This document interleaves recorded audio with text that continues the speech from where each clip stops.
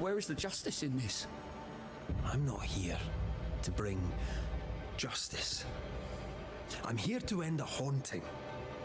What claim have you on me? You're no better than Fortune Heaton. A pox on you. A pox on men and their cowardice. Yes. A pox on us all.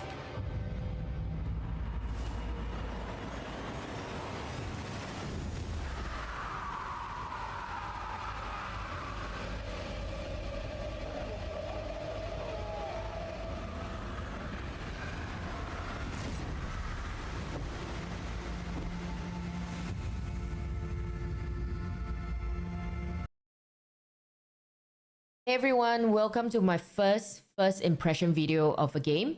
Feel free to leave your comments below on what do you think I can do better and what would you like to know more in future videos, right? So let's get to it. The game we're talking about today is Banishers Ghosts of New Eden. I've been looking at this game for a while because of the story and the great reviews I've seen on Steam. And by the way, this isn't a horror game. I can't play those because I get shit scared. So just want to assure everyone that it's not scary at all. So in this game, you play as two characters, Red and Antea. One's alive and one's a ghost. Without going too much into details, both of them are lovers, and basically Antea was killed by a super powerful ghost called a nightmare, and Red has to make the hard decision of deciding whether to steal living souls to save her or perform his sacred duties as a banisher to either ascend or banish ghosts that haunt the living. Which would then kind of mean, Antea ascending as well as separating them forever. So before you can meet the final boss, aka the nightmare in the game, you have to make your way back to the town where it all happened, which is New Eden. And while we're making our way, we will encounter haunted cases we have to solve, right? And this basically just gives us XP to level up. You don't make any deductions at all. You're just going through these quests to uncover what really happened and cause the ghosts to haunt the living. And these haunted cases each are their own unique story, and so far I've completed 3 of them, and they're all really interesting. So there's really at least some meaning behind each of them, right? Next, let's talk about combat, right? It's not overly complex. You can do a couple of combos like switching between Red and Antea, so I like that the devs kept things simple. There are open world fights and there are special ones like what you're about to look at in a minute. Right, so basically he's Red, or rather Antea, is saying that this is a place where we can perform a ritual to manifest the nest of specters, right? So as a banisher, you can do a couple of rituals. So making a nest of specters manifest is one ritual. So each of these special fights, there's a special effect that you can see on the top right, that you should leverage to finish the fight faster or make it easier. So in this case, it's each attack increasing damage and resetting on being hit, right? And so thankfully in this fight itself, I didn't get hit and I was extremely powerful.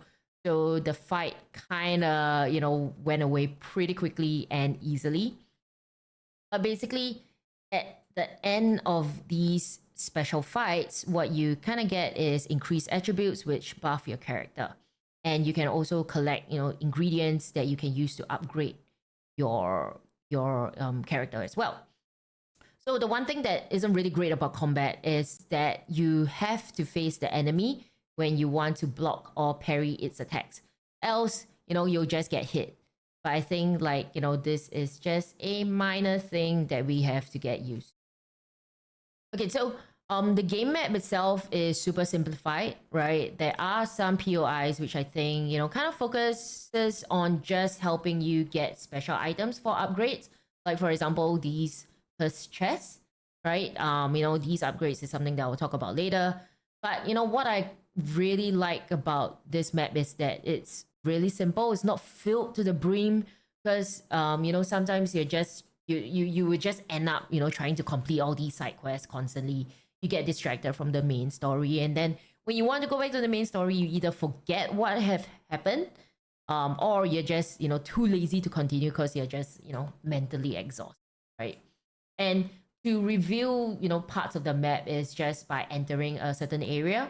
And it's not like I have to go to like a special place where I have to do a 360 and review everything that's part of that specific section of the map. So here, what we have here is our campfire. And this is where we manage our characters, right? So, let's firstly talk about the skill tree, which is evolution path over here.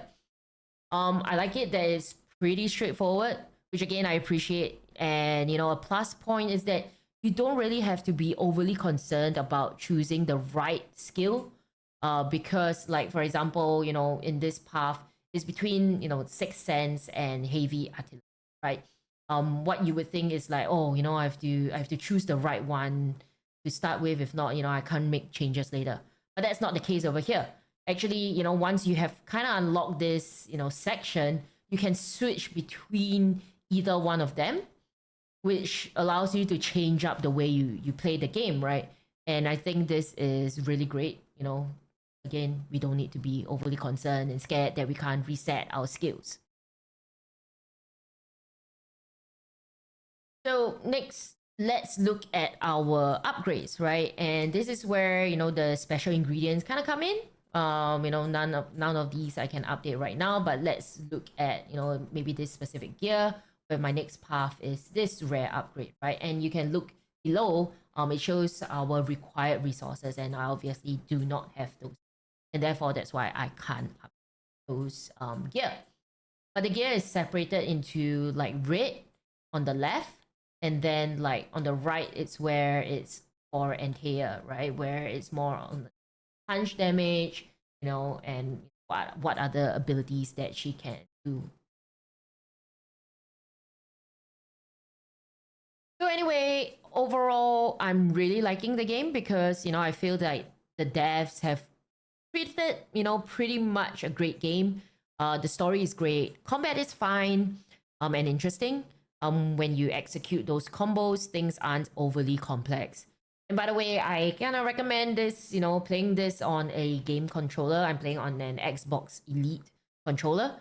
And anyway, so I'll be streaming the rest of the gameplay on my channel. So come join me if you'd like to see where the story leads to. So, thanks for watching, and maybe, see y'all when I'm streaming. Bye-bye.